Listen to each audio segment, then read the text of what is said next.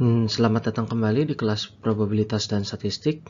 Di video sebelumnya kita sudah membahas apa itu statistik dan beberapa statistik yang penting.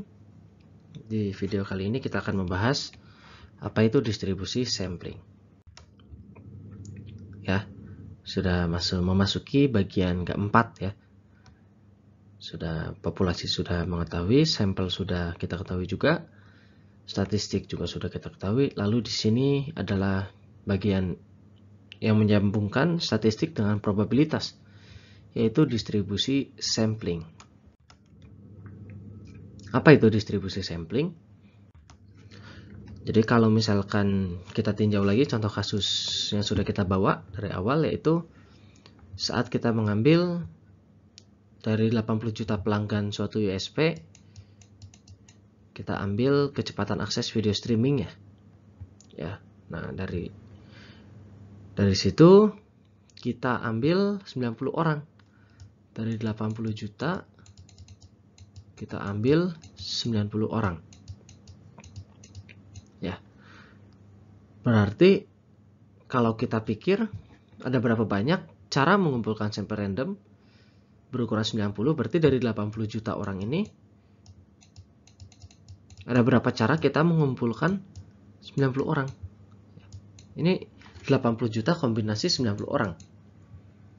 Berarti nilainya itu adalah jumlahnya ada 80 juta faktorial dibagi 80 juta dikurangin 90 faktorial dikali 90 faktorial ya.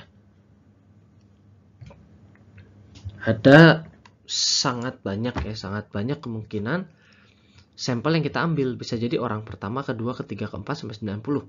Bisa jadi orang lainnya juga ya.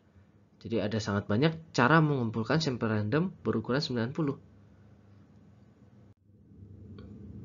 Oleh karena itu, misalkan dari populasi kita mempunyai distribusi seperti ini. Nah, nanti yang keambil sampelnya itu bagaimana dengan distribusi rata-rata kita? Distribusi rata-ratanya, bukan distribusi datanya ya, tapi distribusi rata-rata data dari itu. Nah, itulah yang disebut sebagai distribusi sampling, yaitu adalah distribusi semua nilai yang mungkin dari statistik atau probability density function dari statistik saat semua sampel berukuran N diambil dari populasi. Ya. Sederhananya ya, distribusi sampling ini adalah distribusi probabilitas dari suatu statistik.